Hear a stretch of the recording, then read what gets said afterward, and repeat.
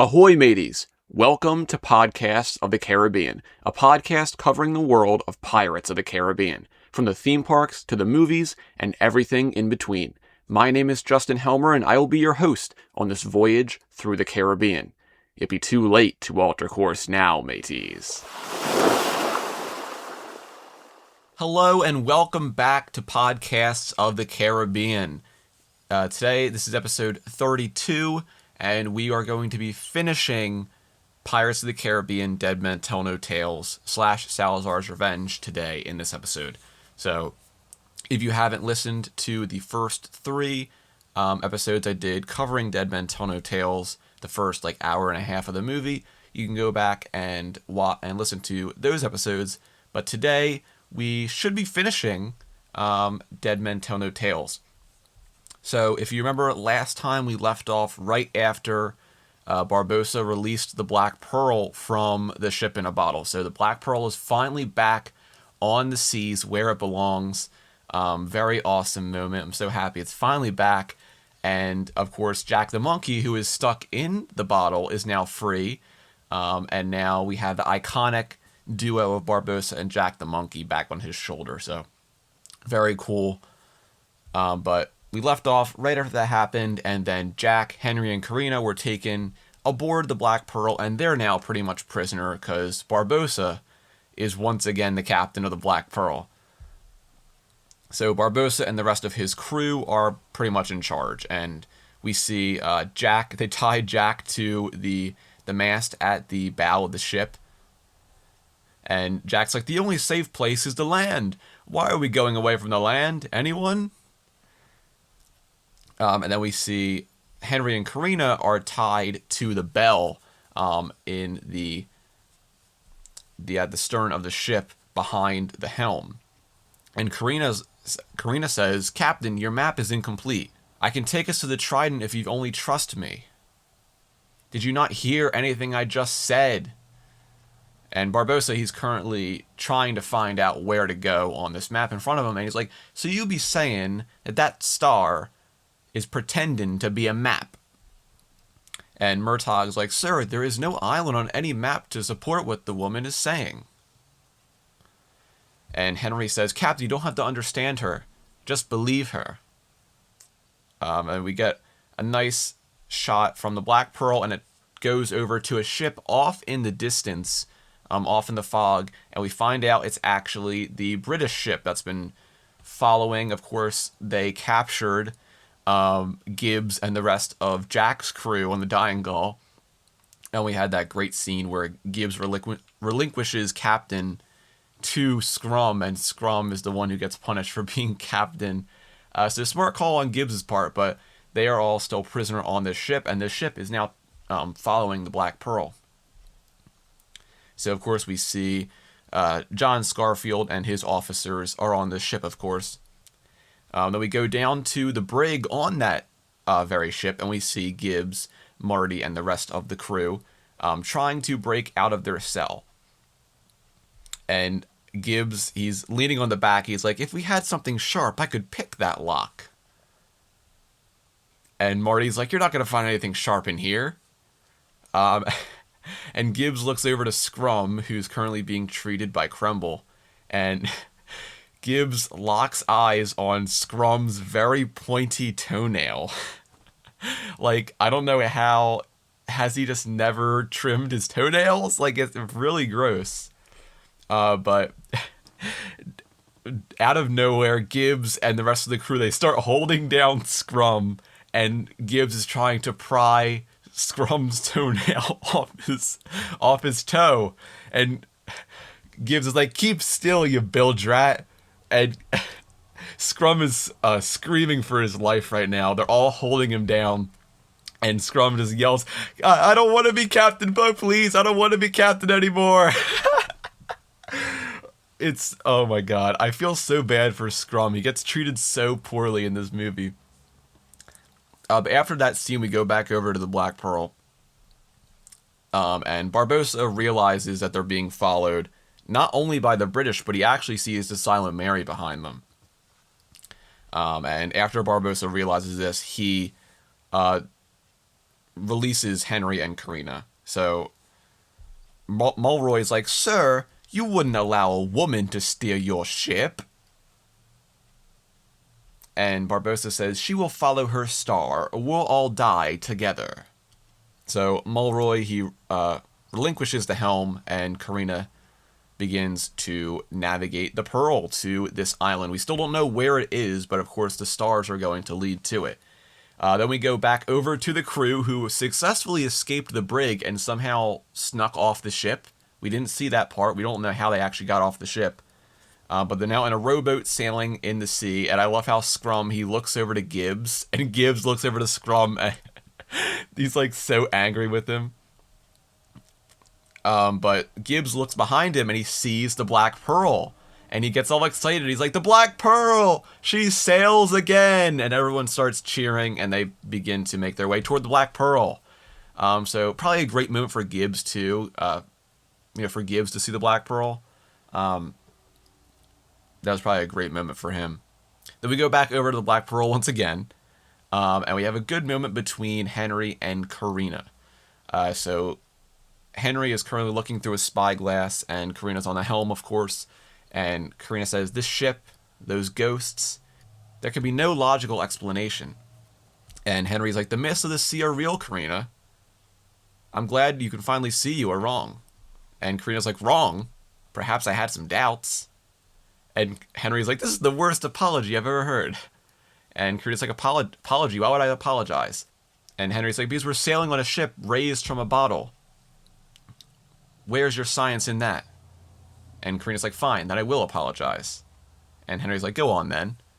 And Carina says, "Although one could argue that you owe me an apology, as my life has been threatened by pirates and dead men." And Henry says, "Which you now believe in, sorry to say." And Carina finally accepts his apology, and Henry just says, "I'm going to the lookout." So he goes up to the crow's nest, and Carina says, "I'm glad you see it my way." And then after that scene, we go back over to the gigantic British ship that's now tracking the Black Pearl. And Scarfield gives the order to ready the guns. So, obviously, of course, they're now gaining on the Black Pearl, and Scarfield's preparing for battle. So he says, "Those pirates are going for the Trident." Of course, we know Scarfield's getting ready to fire on the Black Pearl. He's still a little ways behind the Pearl. So before we get into the big action, we have another scene. And this is actually a very good scene. Very, very good scene, honestly. This is a very big revelation that we're about to get about a major Pirates character. So we go back over to the Pearl with Carina, and Barbossa comes up behind her. Of course, Carina's looking at the diary, that she's had all her life. And Barbossa, he sees her holding the diary, and this is kind of where he starts to realize something. So he goes over to her, he's like, "Where did you get that from, Missy? I know this book, stolen from an Italian ship many years ago." And Carina says, "Stolen? No, you're mistaken."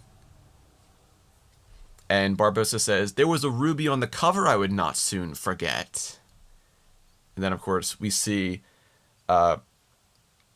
Carina took out the ruby, of course, but, we get the look of on the diary there in this shot. And then she pulls out the ruby from her pocket, and she's like, "This was given to me by my father, who's clearly a man of science." And Jack the Monkey grabs the ruby from Carina's hand, and Barbossa replies, "He was clearly a common thief." And Carina slaps Barbossa in the face, and she says, "The memory of my father will not be defiled by the tongue of a pirate." And says, "This diary is my birthright, left to me on the steps of a children's home, along with a name and nothing else." So Barbossa says, "Oh, so you're an orphan. What be you called?" And Carina replies, and she says, "The brightest star in the north gave me my name." And then we have this shot on Barbossa's face, and you can see his expression change. And he's like, "That would be Carina." And Carina says, "Carina Smith, so you do know your stars." And Barbossa just says, "I'm a captain. I know which stars to follow home." And he begins to walk away, and he goes down to the deck. He goes down the stairs. And then we get this good shot of Jack looking over to Barbossa, so we can see that Jack and Barbossa both know what's going on here. Then, of course, we have some fantastic music playing in this scene. It's actually the, Carina's theme, the Brightest Star in the North theme. And we can just see, as Barbossa's walking along the deck, you can just see his face. And we know that, this is something that is paining Barbossa. Like, we don't know what it is, but he looks out in the sea. We have this fantastic moment, and Barbossa pulls out Jack's compass, and he opens it up, and he sees that it's pointing to Carina. And, of course, we start to get, the implication that Barbossa is indeed related to Carina. But, of course, this moment's interrupted by Jack, and Jack's like, Smith? Smith is quite an unusual name. And Barbossa begins to, run over to Jack. He's like, did we not once know someone called Smith? And Barbossa's like, shut your trap. And Jack's like, what was her name? It's right on the tip of me tongue. And he sticks out his tongue, and then Barbossa puts the sword of Triton to Jack's neck. He's like, do you want to lose that tongue? And Jack's like, Margaret Smith. Should we make an accord then? Or shall I tell you know who what we both know to be true? And Barbossa says, we both take this secret to our graves. And Jack's like, so it is true? I was bluffing. and Barbossa's like, I'm not. And Jack's like, you kill me, you got nothing to barter the dead with, mate. So you need me. So Barbossa, he sheathes the sword of Triton, and Jack's like, I'll have to be frank, Hector. You are very, very ugly. So how could you produce such a fetching creature as that? And Barbossa replies and says, Margaret died. I summoned up as much honor as a worthless blackguard ever could. I placed the infant in an orphanage, never to see her again. I thought the ruby might afford her some ease in life, but I never imagined she'd take those scribblings, make a life of her own, a life that's led her back to me. So, of course, now we have the reveal that Carina is Barbossa's daughter. Obviously, this is a big revelation. And we also now know about Margaret Smith, who was Carina's mother and Barbossa's wife. Maybe they were married. I don't know. We never really know if Barbossa ever got married to Margaret Smith or anything like that. Of course, Margaret Smith's never mentioned in anything besides this movie. And then also in the book about Carina's past, which we will talk about later on in the podcast. I highly suggest you read that if you're interested in more about Carina's life. But of course, this is a very, very big revelation. Like, this is very big. This is probably the biggest revelation we've had in this movie so far. And yeah, I mean, Barbossa has a daughter. I think it's pretty cool that Barbossa has a child. This kind of relates to where I would like the franchise to go. Obviously, we know they are working on Pirates of the Caribbean 6. Is it ever gonna come out? We have no idea, but I would like them to continue the franchise with, Henry and Carina, because Henry and Carina are the descendants of the main characters. Because Henry is Will and Elizabeth's son, and Carina is Barbossa's daughter. So it would feel like it would be only natural to have the descendants of the original characters continue the franchise and have it kind of be more of like a generational thing. I think that would be so cool.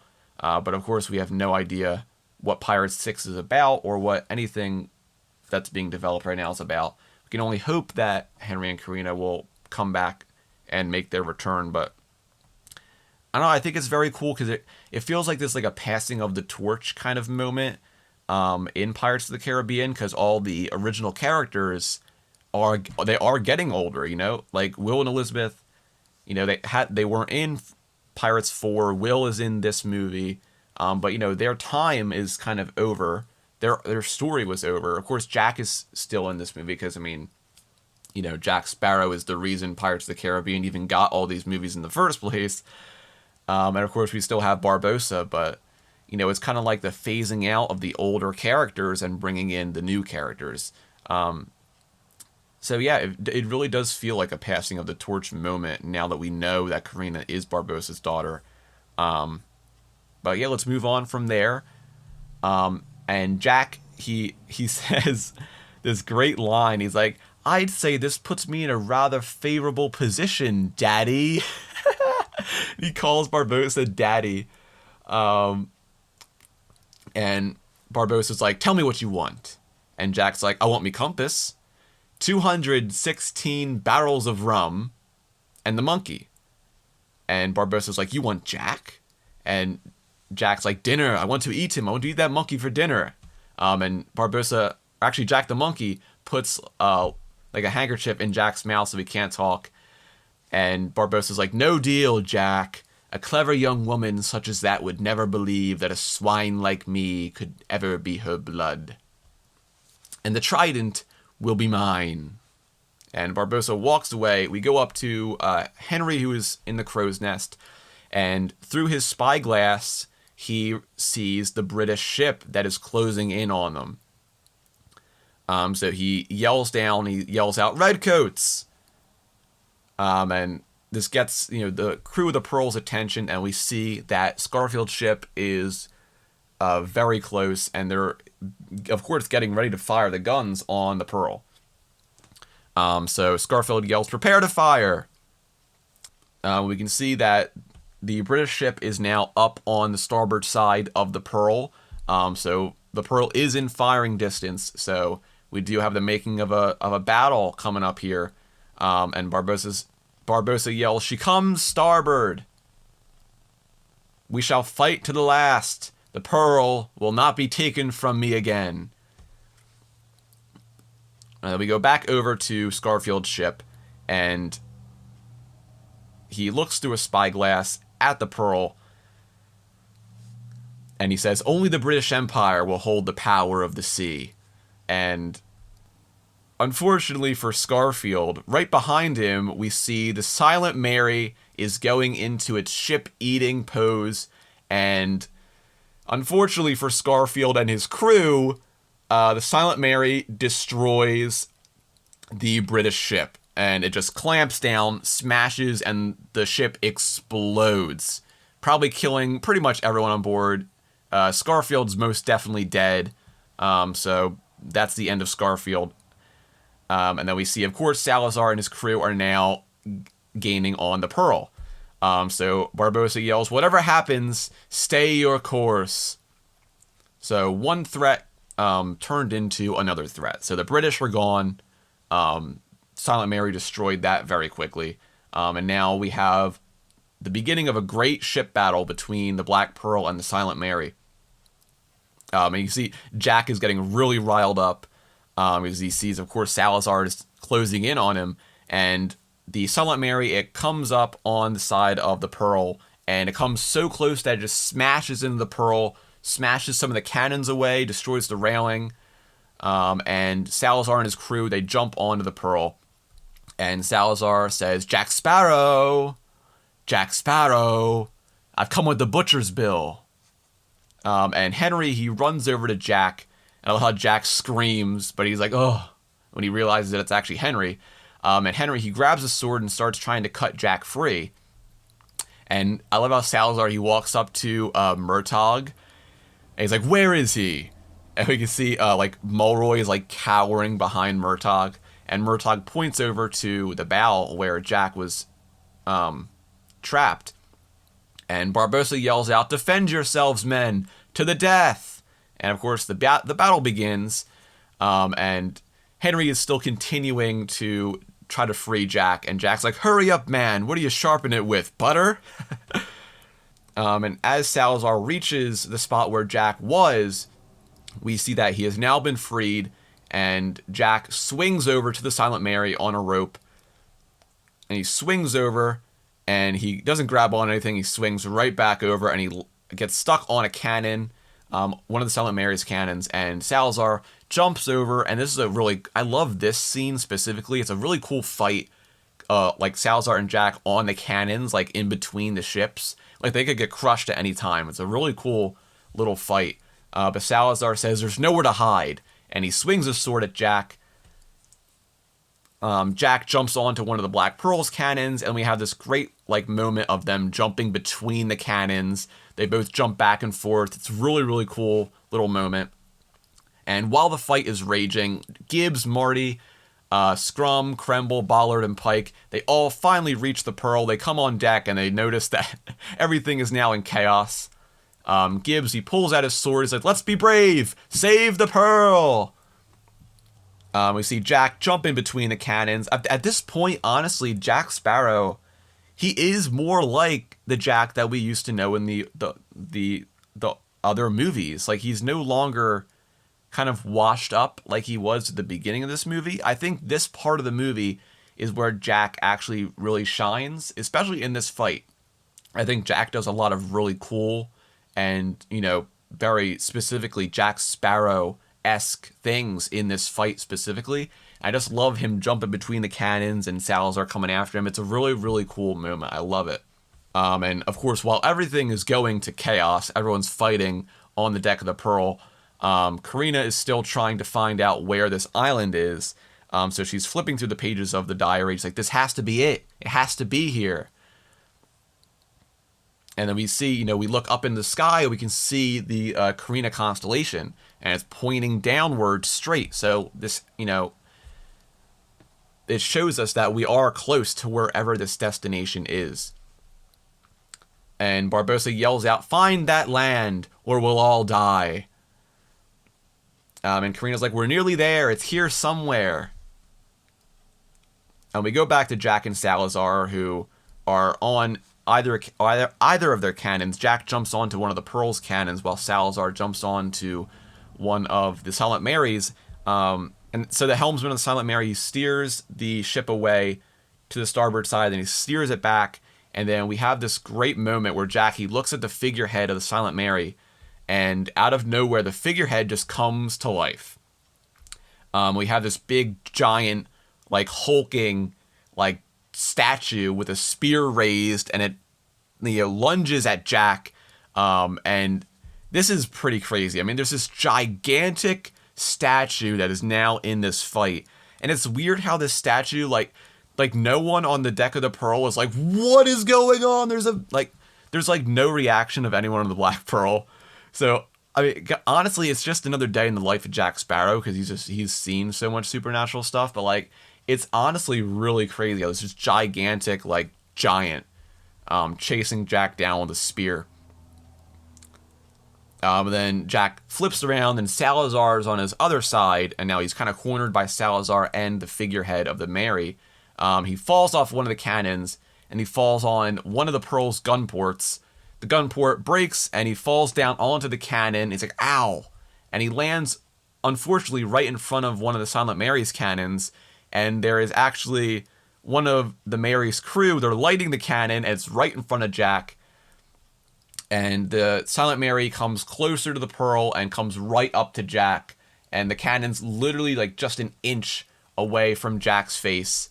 And right before it's about to go off, the Silent Mary kind of pulls away, and the figurehead lunges from up top. And Jack, he jumps onto a rope. He pulls that cannon that was about to fire, and it goes all the way up and shoots, blows the head off of the Silent Mary's figurehead. And, I mean, it's still alive, actually, but, of course, Salazar is still on Jack's tail, and Jack continues to jump through these cannons. We see that the figurehead is still doing great, even though the head was just blown off. And now that Jack's cornered, the Pearl, it smashes into the side of the Silent Mary. It smashes the figurehead in between the ships, and one of the Pearl's cannons pushes Jack right through the hull of the Silent Mary, and he kind of falls into the lower deck. We also have some great music in this scene as well. I have not mentioned that. Some great battle music, combining the new Jack Sparrow theme, some older themes as well. It's a really, really great track. And we can see that just this great shot of just chaos on the Black Pearl. There's like people swinging around on ropes. There's so many. It's like a whole crazy battle. And it's really awesome to have a ship battle in this film because we didn't have a ship battle in Pirates 4. So it's cool to have one in this film. So Henry, he tries to run up toward Carina. Murtagh and Mulroy, they're defending themselves, and Mulroy yells out to Carina, "Have you found what you're looking for yet, miss?" And Carina yells back, "I'm trying." And then she looks up at the stars, pointing down in front of her, and she says, "The stars will soon be gone."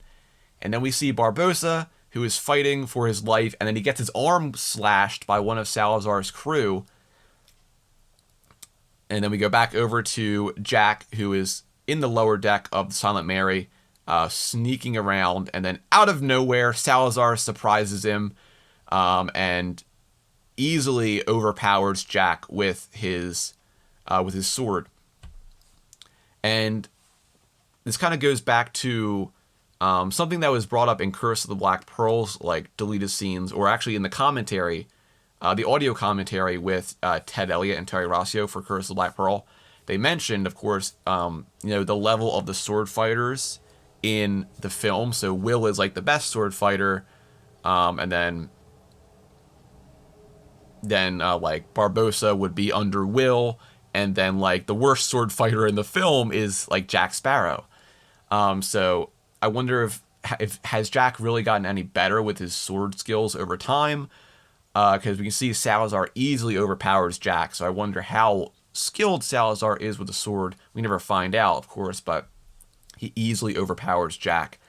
And then out of nowhere, we get to see the reveal of where the stars were pointing to, and we find this uncharted landmass right in front of the Pearl and the Silent Mary. And Henry, he looks up at Carina, and Carina yells down to him, "Henry, look!" And he looks out, and they see the island right in front. And Henry's like, "You found it!" And we go back over to Jack and Salazar, and once again, Salazar easily overpowers Jack, and throws Jack's sword away, disarms him. And Salazar stands over Jack with his sword ready, and Jack just says, "The island." And Salazar, he turns around, and we get this really cool shot going through like all the boards in the Silent Mary to outside where the island is. Silent Mary's helmsman instantly begins to turn to the starboard side, and the crew begins to jump back to the Mary, of course, because if they step on land or if the ship goes on to land, they will all die. So Salazar turns back around, and Jack has disappeared. He sees that Jack jumps over to the Black Pearl, lands on the deck, and of course Salazar doesn't want to lose Jack again. So Salazar, he jumps over to the Pearl, lands right in front of Carina, and he looks down, he sees Jack on the deck. Henry runs up to save Carina, but the Black Pearl smashes onto the landmass, and of course we see at this point the Silent Mary is beginning to sail away. Some of the Silent Mary's crew that haven't made it off the ship yet, they try to jump off, but they instantly just disappear into ash. And Salazar realizes he has to get off the Black Pearl or he's going to die. So what does he do? He jumps off the Black Pearl, but not before he grabs hold of Henry, and he jumps off with Henry, and he kidnaps Henry. So as the Black Pearl gets beached on this land, the Silent Mary begins to sail away with Henry. So Henry has now been kidnapped, and now at this point we are in the third act of the film. So this is kind of the big moment. Of course, we've now reached the land where the Trident is supposed to be, and so at this point the whole battle's over, and Carina says to everyone, they took Henry. And Barbossa says, "The Trident be all that can save him now." And Carina says, "Then we have to find it." And we have this very nice, like, quiet moment where everyone's recovering on the deck. They all start to get up and look at this island. It's a really nice little moment, I think, with everyone. And they all look out onto the island, and of course it's pretty much barren. It's a barren like rock. And Jack steps up and he begins to walk over toward Carina.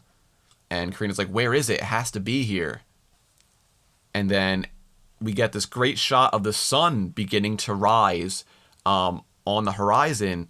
And when the sun rises, we get this great reveal. Also great music here too. But all the black rocks begin to glow. And we see all of these jewels, and not jewels, but like crystals in this rock. And they all start glowing when the sun begins to rise and shines off of them. We had this really beautiful like crystalline like island. It's really cool. Something we haven't seen before in Pirates of the Caribbean. I think it's really neat. And Carina says, look at it, Jack. It's the most beautiful thing I've ever seen. This is what my father wanted me to find. And Jack's like, the rocks. And Carina's like, no, not rocks, stars. And then we find out that this island is all these crystals, but they actually all represent stars in the sky. So we see there's these 4 red crystals that are glowing way brighter than the other ones that, you know, that stand kind of for the Carina constellation. And then all the other crystals that light up are all different stars in the sky. It's really cool idea. I think like whoever had this idea for the island to kind of reflect the sky, really neat idea. I think it's really cool. But Carina says, this is the map no man can read. This island is a perfect reflection of the heavens. And then she sees that there's the 4 like really bright red crystals, but there's one off in the distance that's not glowing. And she says, one star's missing. And she's like, quickly, we have to find the Trident to save Henry. And Jack, he walks over to Barbossa. He's like, Hector, I think you should know she's a horologist. Then we have, so Jack, Carina, and Barbossa go ashore off onto this island. And first off, we have beautiful music here. And second off, we have, honestly, one of my favorite shots in Pirates of the Caribbean history. And that is this overhead shot of this island. And it's so good that it makes you think you're looking at the sky until on the top of the screen you see Carina, Jack, and Barbossa walking in. And then you realize it's the island. It's a really convincing shot. And I think the digital effects here are fantastic. But I really love this idea of this island being with all the stars. Really cool idea. I think it's great. But of course, everyone else is still on the Pearl. Our island party, of course, is only just Carina, Jack, and Barbossa. And they walk over to the red crystal that wasn't glowing. So the 4 of them are glowing. The one is not. And Carina makes her way toward it. And she's like, why isn't it glowing? And Barbossa, he gives her the ruby that, of course, Jack the Monkey took from her just a few minutes earlier. And he says, finish it, Carina. And he holds out the ruby in his hand, and she takes it from him. And she says, the missing star for my father. And we have this great line from Barbossa where you can see the look on his face and you can hear it in his voice. And he's like, I do it for him. And his voice kind of just breaks at the end of the line. Very great Barbossa moment. And Carina, she puts the missing piece into the crystal and it begins to glow like the other 4. And we instantly see it lines up and shoots a beam out to the other ones, and it actually makes the constellation. And then we have a cool shot of underwater, and we see the Trident of Poseidon beginning to glow and like wake up almost. And then we see the Trident, it shoots out a beam of water, and it begins to make this crazy divide in the ocean. It's like Moses parting the Red Sea. It's literally opening the sea, which is really cool. Music is going crazy here as well. But yeah, the sea literally begins to open up and just divide.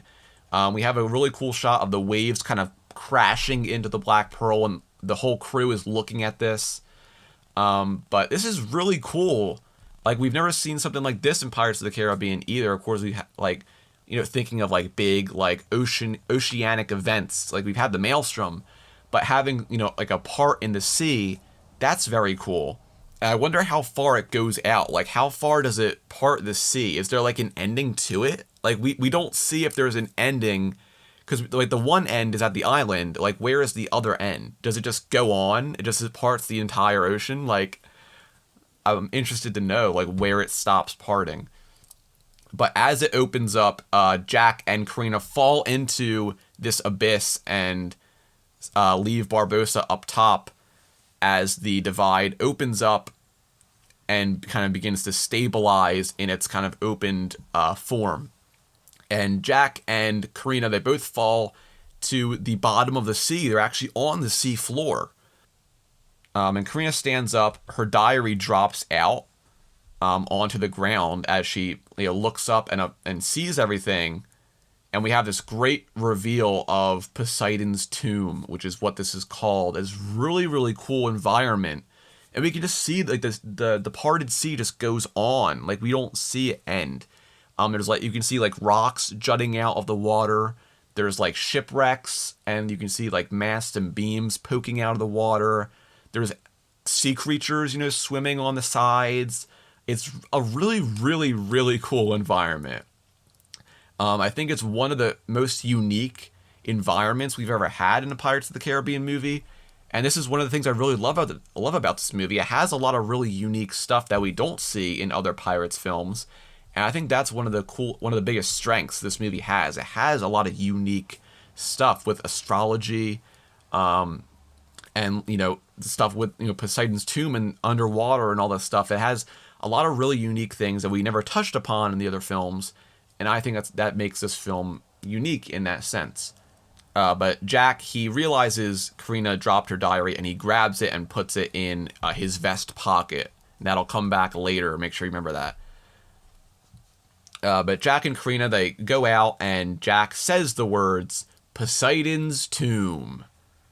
We have a really great kind of look, a better look at Poseidon's tomb. We can see on the left side, there's a whole shipwreck literally just sitting there on the left side. It's really, really cool. I love this environment so much. But they begin to make their way down to find the Trident. And we go back over to the Silent Mary, where of course Salazar has took Henry captive. And Lieutenant Lazaro, he's like, Capitan, you know the danger. Don't do it. And one of the other crewmen begin to talk. I don't know for sure. I don't know if it's if their name is Magda or Santos. I think it's Magda. I think this one is Magda, the one who's talking. But he's like, he has no choice. Jack is on land going for the Trident. And Lazaro says, Capitan, there must be another way. Once you possess the living, there's no coming back. You'll be trapped in his body forever. And Salazar says, the Trident will set me free.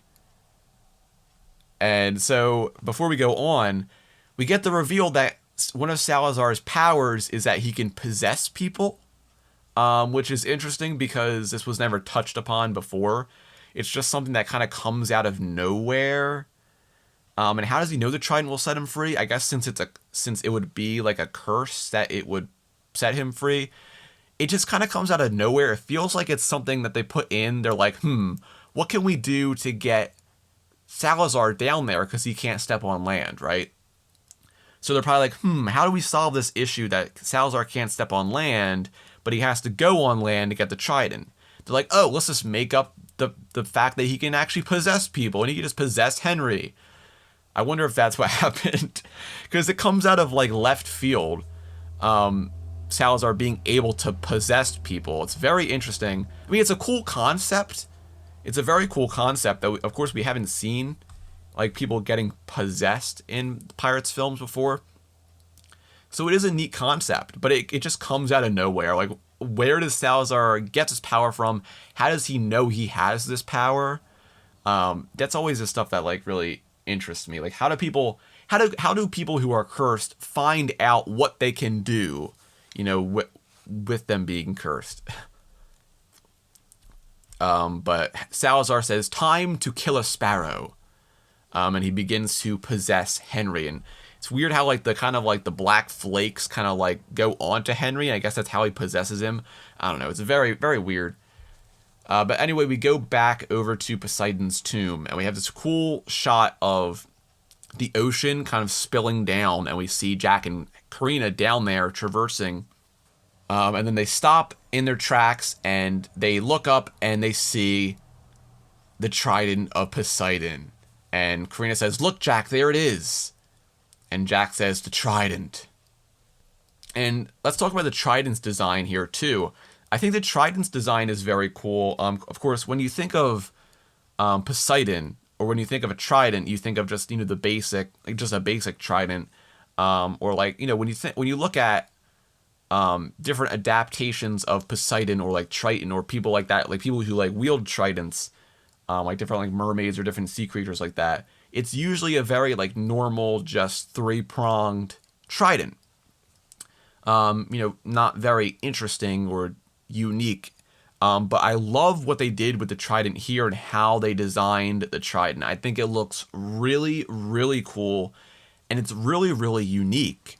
So of course it still has the three prongs, but they make it seem like the trident is some kind of like actual like nature-made thing. Like it was actually created from the sea. Like it's just like coral and different things that just kind of pooled together and created this. And then Poseidon probably just brought it to life. I think that's really, really cool. It's a really awesome like way of designing it. Just having it be made out of like coral and different sea elements. Very, very cool design. I love the Trident's design in this film. They made it so unique. It could have been so bland. It could have been such a bland, like just gold trident or something like that. But I love how Pirates of the Caribbean always tries to actually make their like MacGuffins look really, really cool. So yeah, I love the Trident's look in this film. It looks fantastic. But as they're looking at the Trident, we see Henry. He begins to run in after them, and he yells out, "Jack!" And of course, this isn't actually Henry. It's Salazar possessing Henry's body. But Jack turns around, Henry leaps up and begins to fight Jack. Jack pushes Carina out of the way, and we have this great sword fight between possessed Henry and Jack. So of course, Henry is it's also really cool because the fighting style Henry is using is not just like his normal fighting style. You can see how his body's being like pulled and like moved in different ways because Salazar is controlling it. I think that's really cool because it kind of shows that. And it also has that kind of neat difference from Henry's fighting style that we saw earlier in the film. But as they're fighting, Carina goes up to grab the trident. Then we see in the water on both sides, Salazar's crew, they drop down. So they can't... not only can they walk on water, they can also sink in water. So I wonder how they do both. But they begin to come up on both sides of Poseidon's tomb. Carina, she reaches the trident and she tries to pull it out of its kind of pedestal. And Jack, he looks behind him and he sees Lieutenant Lazaro and a lot of Salazar's crew behind him in the water. Of course, they can't come in because they can't step on just the land, but they can just stand there, I guess. The fight between Henry and Jack continues, and Jack, he does hit Henry, and he cuts Henry on the cheek. And we see Henry kind of the cracks on his skin begin to merge when Salazar talks through him. And he's like, "You cut me, you cut the boy, Jack." And Henry continues, or possessed Henry continues to fight Jack. Carina still is trying to pull out the trident from the pedestal. And while Carina's doing that, Henry disarms Jack, so Jack loses his sword. He jumps over a rock and vaults over it. Carina finally breaks the trident free, and the trident hits the ground, and there's this big like gust of water that kind of just like gets sprouted out when Carina sets it free. Somehow it makes its way and hits Henry specifically. Very fortunate. But Carina, she runs over to where the trident fell. And right when she puts her hands on it, Henry grabs it as well. And somehow Henry sends out a shockwave and it like pushes Carina off the trident. I don't know how he knows how to do that.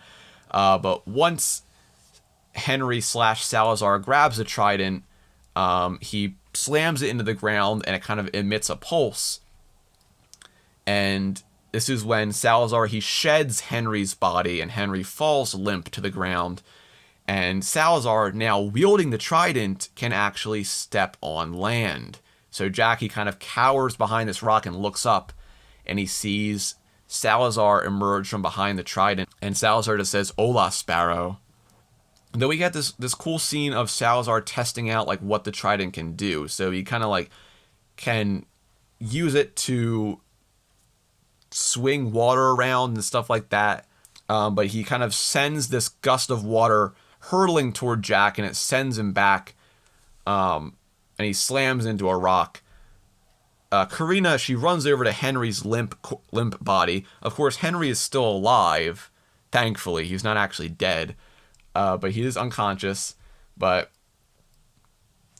she's trying to wake up Henry. Salazar's crew, they're kind of just like walking closer in the water. I don't know what they're expecting to do. I mean, they can't go out there and kill them. Like, you're just gonna stand there and look menacing the whole time, I guess. And Carina, she looks over at them and she kind of puts her hand in the water and she's like, "Oh, piss off." And then we go back over to Salazar, who's currently tormenting Jack. He pulls Jack up in this like ball of water and starts swinging him to and fro and everything. He's pretty much trying to kill Jack. A few of Salazar's men, they grab Jack as he goes through the wall of water. And the people who are still latched onto him die as soon as Jack comes out of it.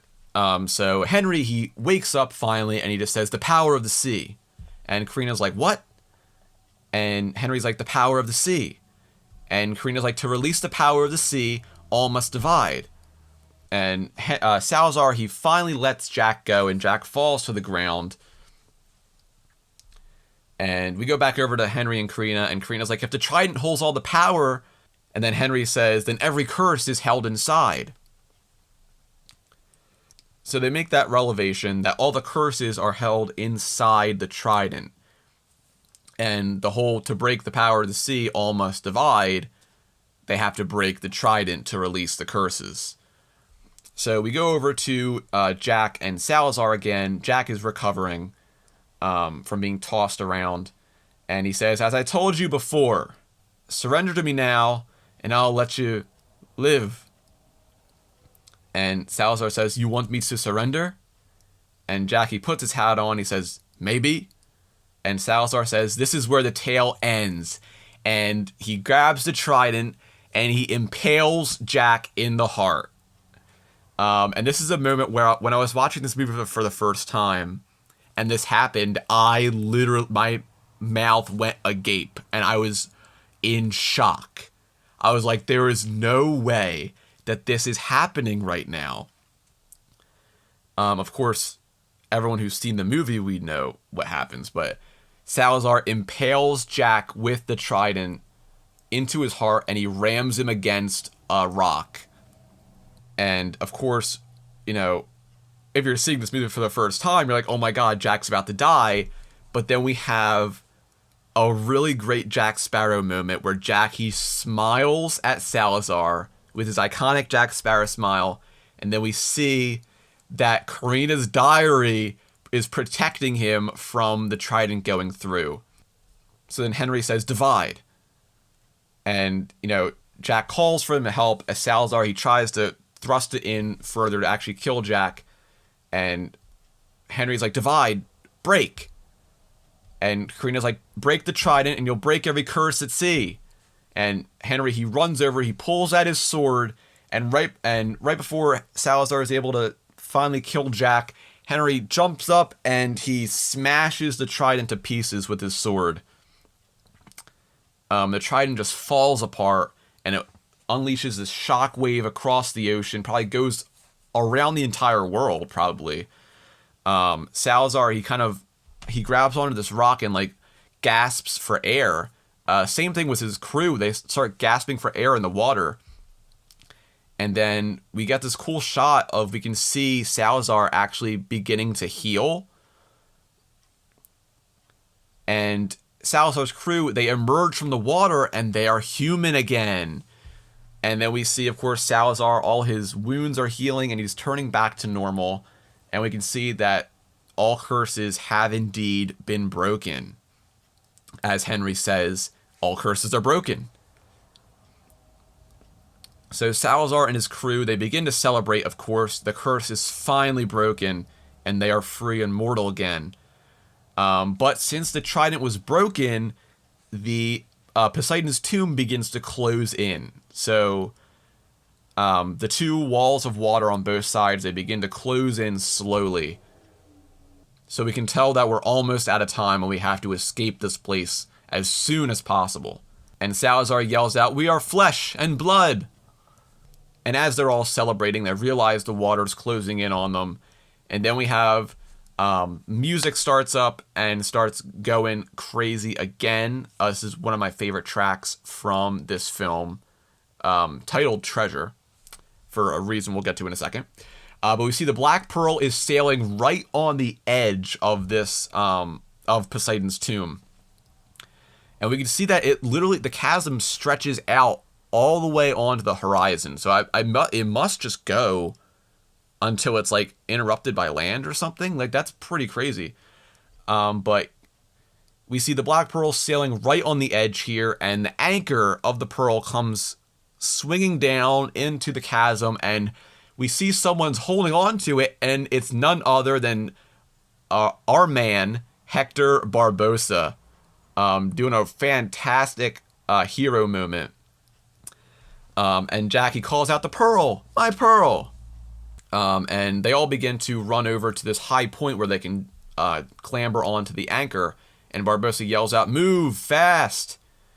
And then we go up to the Black Pearl. We can see Gibbs is doing his best to hold the Black Pearl on to go straight, because, of course, if one wrong move and the Black Pearl's going down in that chasm. So Gibbs says, "Hold us steady, boys. Don't let her slip." And we see that Jack, Henry, and Carina, they are about to jump onto the anchor. Salazar and his crew, they begin to run after them to save themselves, because this is pretty much the only way out. Carina, Henry, and Jack, they all jump onto the anchor as it begins to get lifted up. Salazar and his crew are running as fast as they can to try to get out as well. As they climb up, we see that Salazar and a few of his men try to climb onto the anchor. Barbossa yells up to the Pearl to bring the anchor up, and the people on the capstan who are controlling that, they switch directions and they start bringing the anchor back up. So Murtagh, Mulroy, Scrum, Kremble, they're all controlling that. And now the anchor is beginning to go up. So Salazar, he climbs onto the anchor, and a few of his men also jump on there as well. But this is also a really sad moment as the anchor begins getting lifted away, and most of Salazar's crew are going to die. Like, they're all just down there and they're going to die. And this is reinforced by this moment where Lieutenant Lazaro yells out, "Capitan! Capitan!" As he gets left behind with the rest of the crew. Salazar, at this point, he's just hell-bent on killing Jack Sparrow once and for all. So he leaves his entire crew and lets them all die. Which is a pretty sad moment. You can't help but feel bad for Lazaro and the rest of the crew. Very, very sad. But Salazar, he climbs up the anchor after Jack, Henry, and Carina.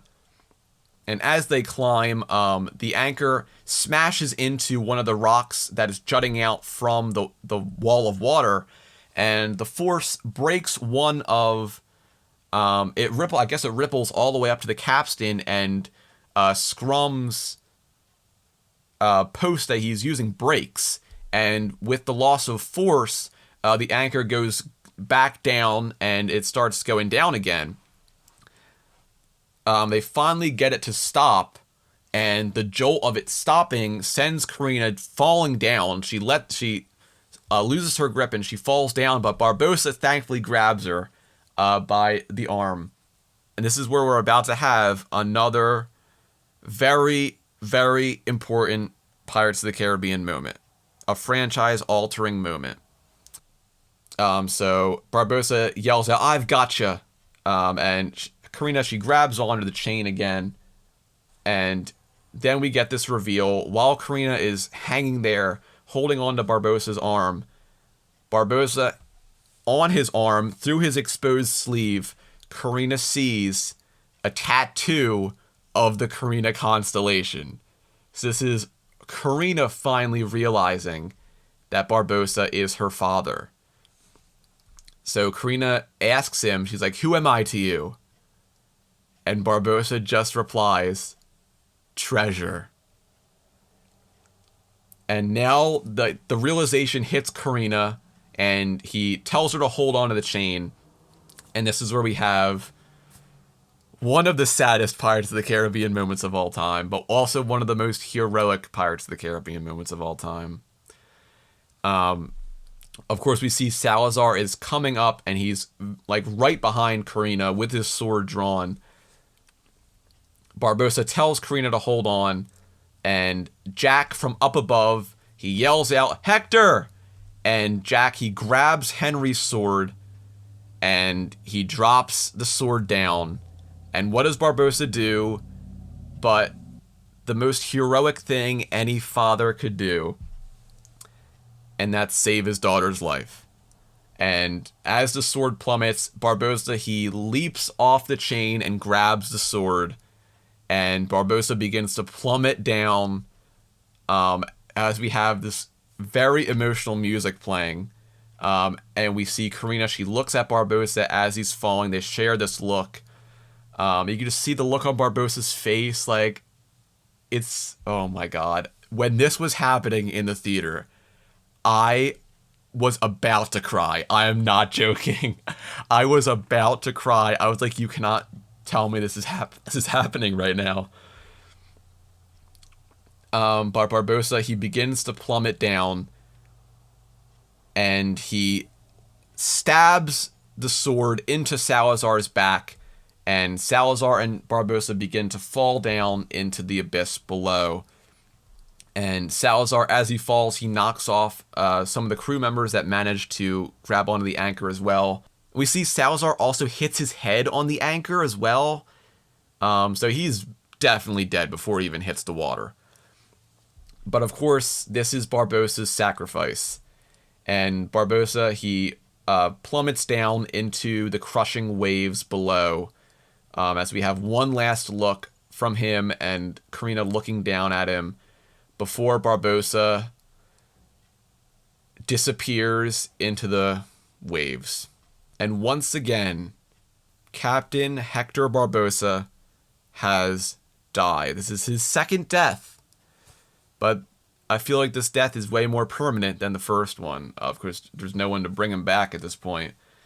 And I remember when this movie first came out, people were theorizing, like, did Barbossa really die here? And I saw someone reply, I think this was on Reddit, or was it in like a YouTube comment or something? Someone replied, and they were like, he definitely died when he hit the water, because apparently the force of the water closing in would literally feel like a building falling on you, apparently. I don't know water physics, so I don't know how true that is. But if that is actually true, then the force of the water hitting Barbossa definitely would have killed him. So, yeah. RIP Hector Barbossa once again. One of my favorite Pirates characters, man. I couldn't believe that he died. And I mean, like, he's died before, right? So, like, how does the death really hit you? But it does hit hard, because you know that, like, he most definitely isn't probably going to be coming back at this point. Because he sacrificed himself to save his daughter. Like, that was his treasure. And that kind of goes back to what Shanza was telling him earlier in the movie. And she's like, is this treasure worth dying for? And he says, I'm a captain, always will be. So it kind of foreshadows him dying for his treasure, which is Carina, which is his daughter. So once again, let's give our salute to Hector Barbossa, the pirate lord of the Caspian Sea. Rest in peace. But after he is submerged, we see Carina, who is just in shock. Henry is in shock. And then we go up to Jack, and we just see this heartbreak almost, this like saddened expression on Jack's face as he realizes that, one of his, obviously his rival, but you could honestly call him a friend, one of his best friends, has just died. So it's a very, very sad moment for everyone. And the water begins to close in on the three of them, and they're all submerged by the water, and the chasm finally closes, and Poseidon's tomb is no more. And Gibbs and the rest of the crew, they all look over the railing to see if they made it out, and the anchor continues to rise, and we see that Jack, Henry, and Carina are all still alive. Thankfully, they all made it out okay. And we can see there is a glaring omission on Jack's head. So, of course, right before the water closed in, we saw Jack had his hat on. When he comes up out of the water, his hat is gone. And I guess I'll talk about this right now so I don't have to bring it up later. We don't see Jack's hat at all for the rest of the movie. So that begs the question, what happened to his hat? And this is my reasoning for it. I think the hat is gone forever. I think the hat's gone for good. Who knows? Maybe if Johnny comes back to play Jack in the next Pirates movie and the hat's back, then the hat's back. But when you think about this movie, Jack got his hat from his victory over killing Salazar, right? So I feel like it's only fitting for him to lose the hat once Salazar actually dies. I think it's kind of a nice poetic moment, but also it's sad because so much of Jack's iconic look is his hat, and it's gone. Which is very, very sad. So no more hat as well, which is also another sad loss. First Barbossa, then Jack's hat.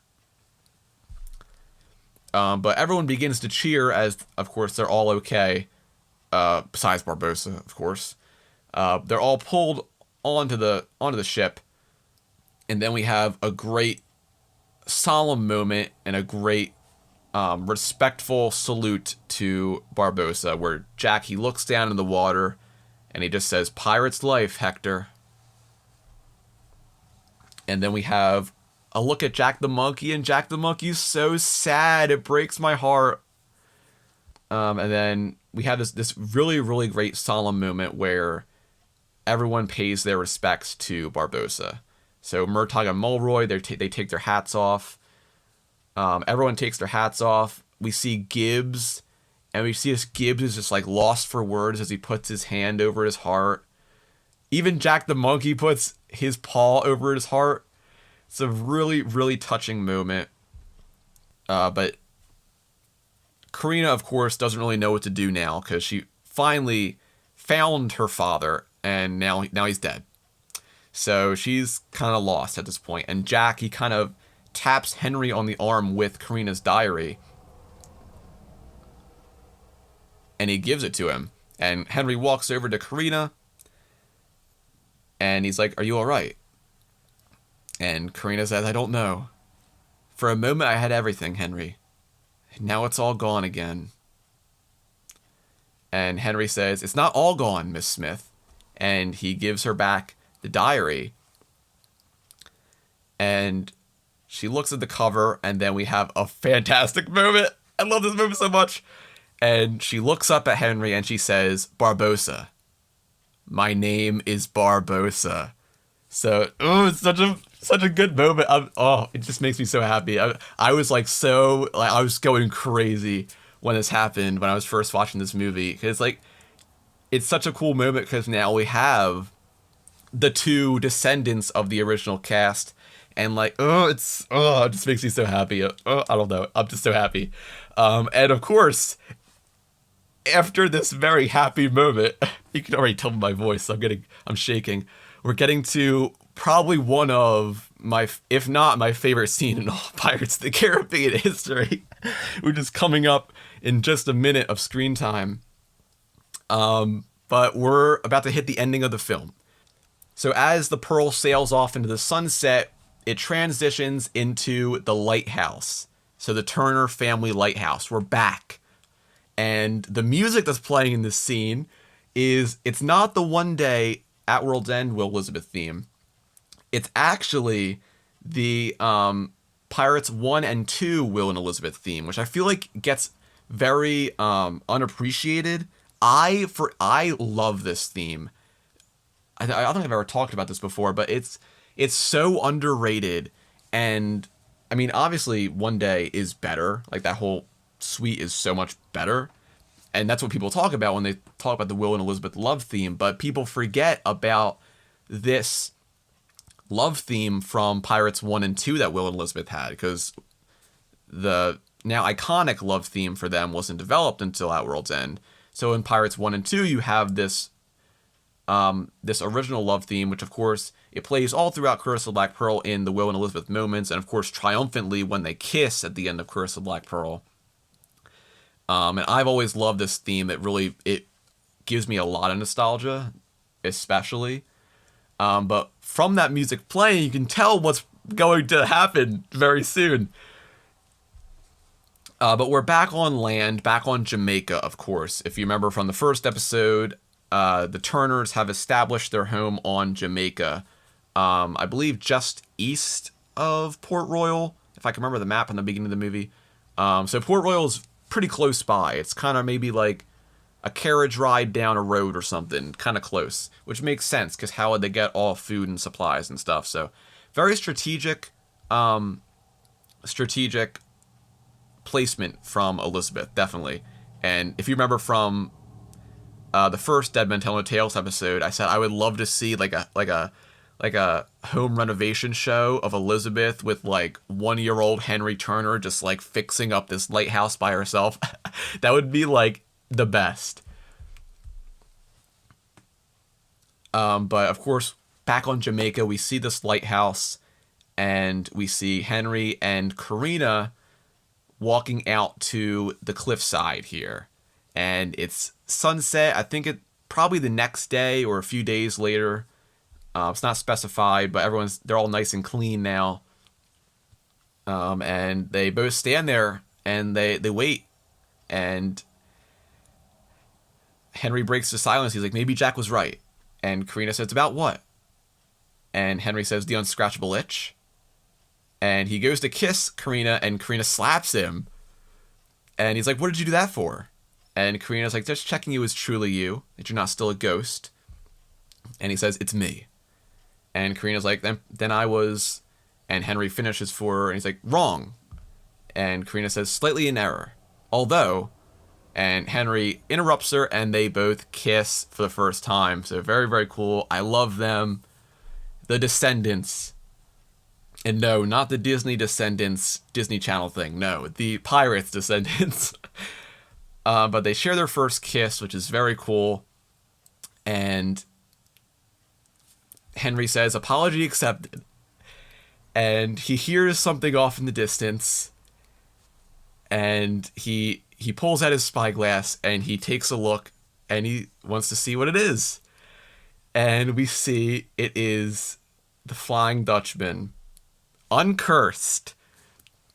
Finally, for the first time, completely uncursed. So this is a great look real quick. Before I get ahead of myself and start going crazy, you can see the sails are white and you can see the hull. I mean, it still has kind of it has like that jaw on the bow of the ship and everything, but it looks like how it used to look. You can see the gold detailing on the ship. I mean, this is actually the Flying Dutchman in its uncursed state, which is really, really cool to finally get to see that for the first time. But we see the Flying Dutchman has docked right in front of this landmass here, and Henry says, "The Dutchman." And let me tell you, of course, we haven't hit the big moment yet, but in the theater when I was watching this movie,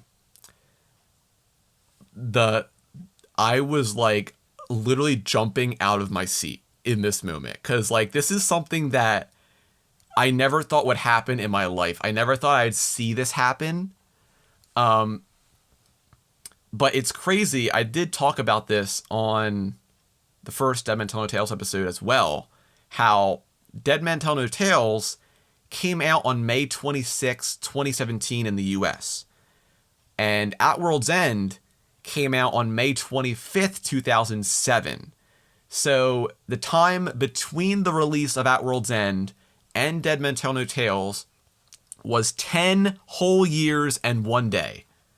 I thought it's very poetic. I don't know if that was chosen on purpose, but that is like, how much better can you get? We were literally Elizabeth, okay? We were playing the role of Elizabeth, and we waited 10 actual years to see Will Turner come back. I think it's just a very, like, I can't believe it worked out that way, like, so perfectly. But Henry, he looks through his spyglass again, and the music starts, it erupts, very celebratory moment, and Will Turner steps on land. Oh, the curse is broken, and Will is finally free! Sorry, I'm getting too excited, but of course, I mean, as you all know, Will Turner's my favorite Pirates of the Caribbean character, so when this happened and Will was finally free, I was so happy. I at that moment, I could just die of happiness, because I never thought that I'd see Will, you know, be free from his curse or come back, because after At World's End and he wasn't in On Stranger Tides, you know, like, 9-year-old me was like, damn, he's never coming back.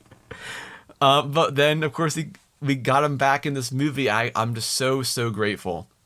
But Will, he walks up toward Henry, and we have this great father-son moment. Of course, probably, we don't know for sure, but Will hasn't seen Henry for 9 years. Who knows, maybe Henry pulled that stunt again in the span of those 9 years, but potentially, Will has not seen Henry for 9 years. So the last time Will saw his son, he was, what, like 9 or 10 years old? And now he sees him and he's like grown up. Like that it's a sad feeling, but also like, wow, like, you know, because you think about that, like if you were away for that long, you come back and you see your kid is like all grown up, and it's like it's a crazy like wash, like a wave that just comes over you, like it just hits you. And so you just can't stop thinking about all the time that you lost, that you didn't spend with them. And I feel like that's what's going through Will's head at this moment. But it's a great moment. Henry, he walks toward Will, and we have this fantastic father-son moment with, of course, the music playing now is, of course, the Will Elizabeth love theme from At World's End. And Henry, he pulls off Will's necklace, and he gives it back to Will. And Will just says, "Henry." And Henry just replies, "Yes, father." And Will he just envelops his son into a hug. And it's just a fantastic, beautiful moment. And he just says, "Let me look at you, son." And he smiles and laughs, and he's like, "How did you do it? How did you break the curse?" And Henry says, "Let me tell you a tale of the greatest treasure known to man." And Will says, "That's a tale I want to hear." And then off in the distance, we see Elizabeth Swann She's back. Sorry, I'm sorry, but she's back. She's back, and we had this fantastic moment of Will and Elizabeth, and they see each other for the first time. The music is blaring, and they start running at each other as the music's going crazy. And oh my God, Keira Knightley's back, and they both hug. And this moment, I swear to God, I was crying in the movie theater. I could not believe what was happening in front of my eyes. Like, this was incredible. Henry, he walks over to Carina and grabs her hand. And then we have our final Willabeth kiss. They both kiss as the music starts going crazy again. The Black Pearl is off in the distance, and we go back over to them. Okay, let's quickly just talk about this Willabeth moment. I've calmed down a little bit. I had to take a little break because I'm sorry. It elicits just very strong feelings for me, and maybe it does for you too. And that's incredible. Having media that just makes you want to jump out of your chair and start cheering, like, let's go, Will and Elizabeth are back together. It's great to have something like that you enjoy, and that's, for me, that's Pirates of the Caribbean. And I know it probably is. It is that for you too. But this is just such a special moment for me. Because, as I said a few minutes ago, Will is my favorite Pirates of the Caribbean character, and Elizabeth is my second favorite Pirates of the Caribbean character. And I've grown up with these two characters. You know, like, I've grown up with Pirates of the Caribbean, as you all know, as I've said but so many times before. And, like, I never thought that Keira would come back to Pirates of the Caribbean, especially because Keira wasn't in Pirates 4, neither was Orlando, and I was really sad about that at the time, because at that time I was 9 years old, and I'm like, you know, what's the point of Pirates of the Caribbean without my two favorite characters? You know, like, Will and Elizabeth have always been my favorite characters. Like, yes, I've always loved Jack Sparrow, but Will and Elizabeth have always been the core of Pirates of the Caribbean for me, specifically. Maybe not for you, and that's fine. You know, everyone has their specific character they love. But they've always, like, been Pirates of the Caribbean to me. When I think of Pirates of the Caribbean, I think of Will and Elizabeth because they're so ingrained in my mind. And I've watched these movies so many times growing up that they, you know, like, when I see them come back together in this movie, I can't help but cry because they really do mean so much to me at this point. You know, because I don't know, when I saw Curse of the Black Pearl for the first time, it's probably like late 2005, early 2006. And I just, ever since then, I can vividly remember back. I have a very specific image in my head of me watching Curse of the Black Pearl and just the ending of the film when Will and Elizabeth kiss and that music starts playing. That shot is burned into my memory. I can literally just see, I can picture that shot any time of the day. That shot is so burned into my memory that I can literally just picture the entire shot completely clear. Will and Elizabeth are there, Governor Swan's off on the side. The fort, like, it's all there, it's all put, like, into my brain, like, and it's like never gonna go away. And I just have that memory of that scene and that music. That's why that Pirates 1 and 2 Will and Elizabeth theme is so special to me, because that's what plays in that scene, and that music, when I hear it, it pulls me back in time, and I feel like I'm like 5 years old watching Pirates of the Caribbean, and I'm like wearing Pirates of the Caribbean kids clothes, Pirates of the Caribbean toys scattered all over the place.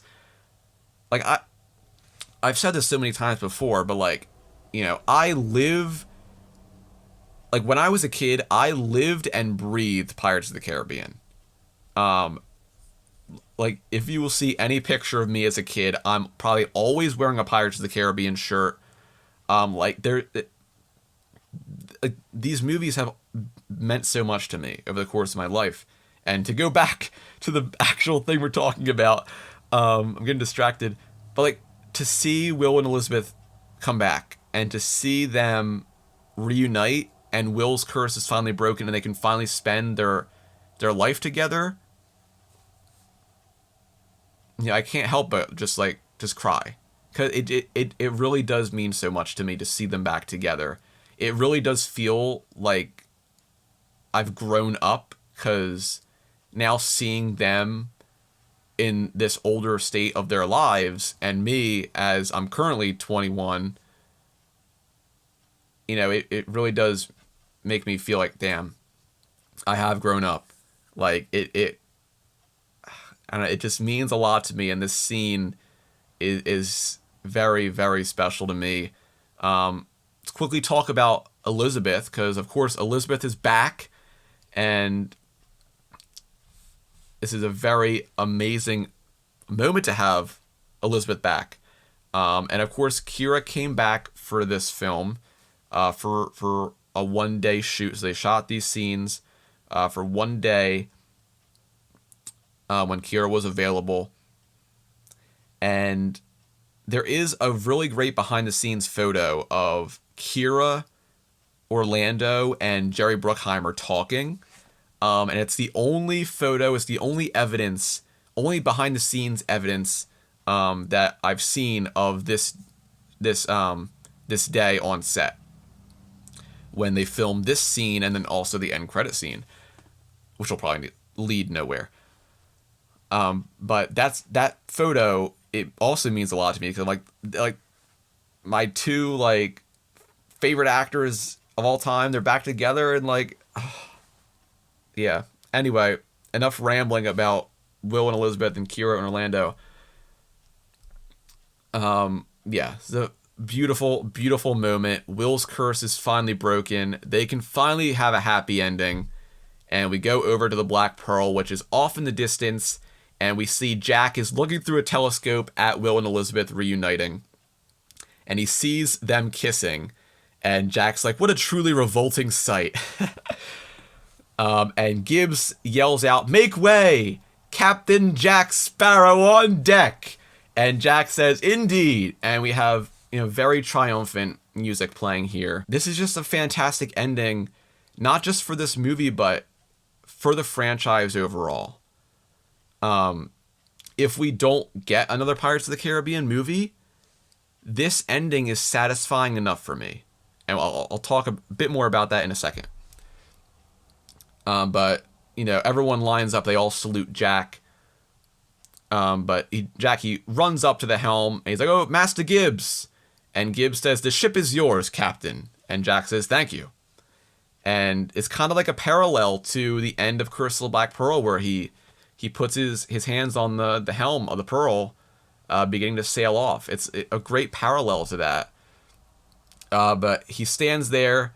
Jack the Monkey, out of nowhere, Jack the Monkey comes up with Jack's compass. And Jack the Monkey offers the compass to Jack. And Jack takes it from him. He's like, "Thank you." And Gibbs, he holds out a map in front of him. And he's like, "What be our heading, Captain?" And Jack says, "We shall follow the stars, Master Gibbs." And Gibbs just replies, "Aye, aye, Captain." And Jack opens up his compass. And he sees the compass is pointing straight.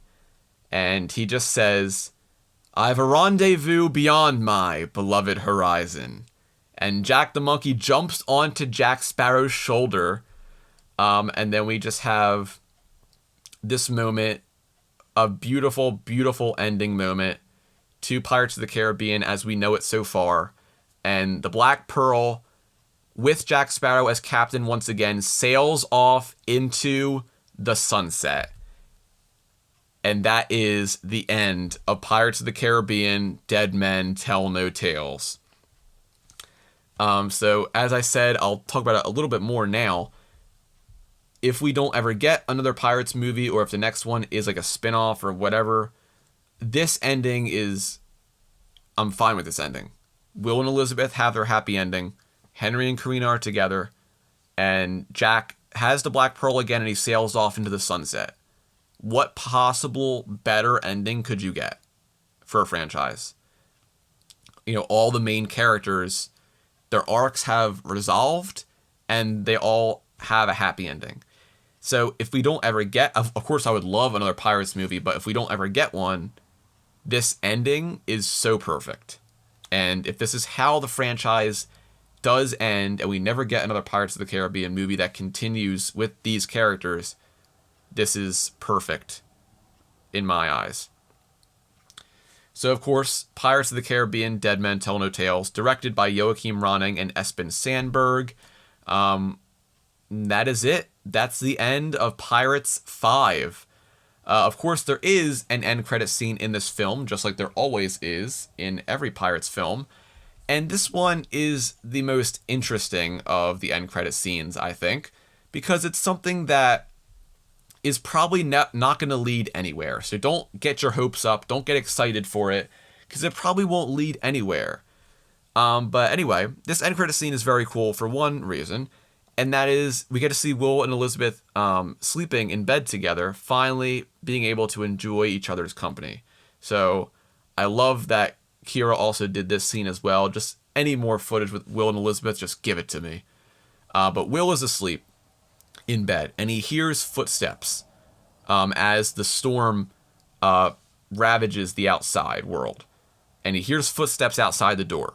And the door to Will and Elizabeth's room opens up, and we see in the light reflection on the floor, this mystery person walks in, and immediately you can tell it's the silhouette of our favorite squid-faced pirates villain, Davy Jones.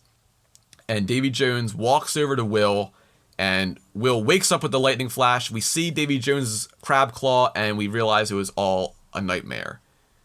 And Will realizes that Davy Jones is not actually there. So it might just be some kind of like PTSD from the Flying Dutchman or something. But he realizes Elizabeth is still there, and he sighs in relief. And he goes back to sleep because, of course, he has everything he needs. But we go down below the bed, and we see some barnacles and a puddle of water on the floor as Davy Jones' theme plays. As the movie finally cuts to black, and we have the Jerry Bruckheimer logo at the end. So that is finally a wrap on Pirates 5. So, of course, the end credits scene kind of makes you believe that they're going to bring Davy Jones back. The funny thing is, I don't think this is going to go anywhere, because one, if you remember early 2023, I think, when Kira was promoting her new movie, she was asked about Pirates of the Caribbean if she wanted to come back for it, and she said that at this point she is done with Pirates of the Caribbean. She's happy where Elizabeth ended up, and she's just interested in pursuing other projects in her career, which I mean is completely fine with her, and especially because she was so young when the first movie came out, and those first 3 movies, she was so young. So, you know, she had a fantastic time on the movie. There are a lot of rumors and things that go around that say like Kira and Orlando hated each other, and like she hated her time on the movies. She did have some interesting experiences, which maybe we'll talk about in some other episode. But she does remember the times fondly, and she did have a good time making the first 3 films, and she enjoyed coming back for this film, but she thinks that Elizabeth's time has finally ended, and so Kira probably won't come back for any more Pirates films, which is sad. I would have loved to see her come back and Will come back, because of course Orlando loves Will Turner. I mean, Orlando Bloom dressed up as Will Turner for Halloween one year. Orlando Bloom was talking about how he would love to see how Will kind of adapts back to normal life after his curse is broken. I think he said that in an interview for Carnival Row or Gran Turismo or some movie or show he was promoting. He said that he would love to see how Will surfaces and how he kind of readapts to his life.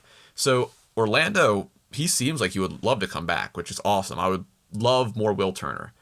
Of course, Johnny Depp, we have no idea if he's coming back or not. It's still uncertain. But with the end credits scene, it teased Davy Jones coming back. Of course, it was just a nightmare, but then we see the water and the barnacles on the floor. it's very funny because Bill Nighy, after this movie came out, Bill Nighy, who of course plays Davy Jones, he said he had no idea that they did this. He said that some interviewer asked a question about Pirates 5, and he said, yeah, you're in Pirates 5, and Bill Nighy was so confused, like, what are you talking about? And Bill Nighy found out that Davy Jones was in this end credit scene. So Bill Nighy has had no idea that they were potentially bringing back Davy Jones. So highly unlikely that Davy Jones is going to come back either. So this end credit scene could potentially go nowhere. But anyway, that's a wrap on Pirates of the Caribbean, Dead Men Tell No Tales. Wow, this is a very long episode. Currently, before I've edited anything, it's currently 97 minutes, which is making this already the longest episode of the podcast. So thank you so much if you've made it all the way here. It's been a very long episode. I didn't think it would be this long. But we've finally made it through the currently final film in the Pirates franchise. So as I said in the last episode, what we'll be doing from now on, since we've covered all 5 films, we of course have lots of books, we have more comics to talk about. I also want to do a franchise retrospective.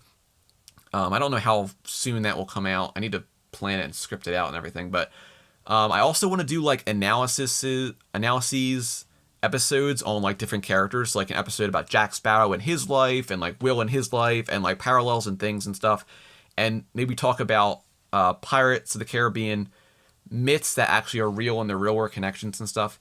So I want to do some more stuff, like some analysis stuff like that. I think that could be really fun.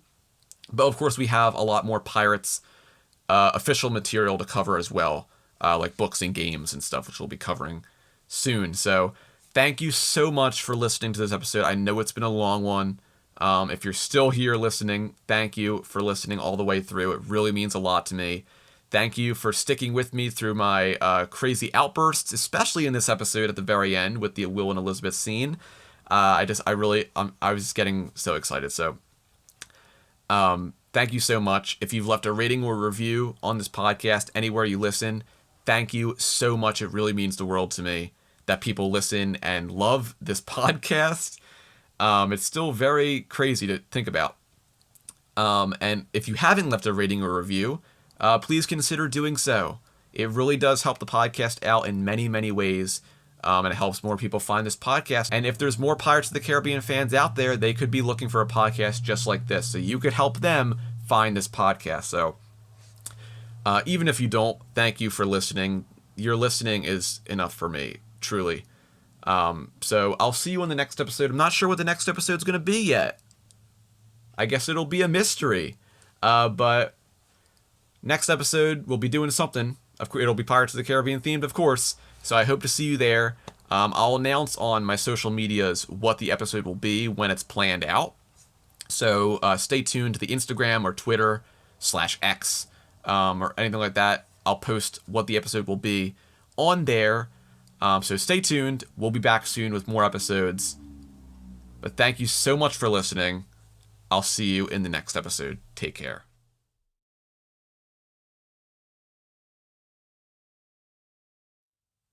Podcast of the Caribbean is in no way affiliated with Disney. If you want to send me an email or a question, you can send it over to podcastofthecaribbean@gmail.com. You can also follow this podcast on Instagram at Podcast of the Caribbean and over on Twitter at PodcastPOTC.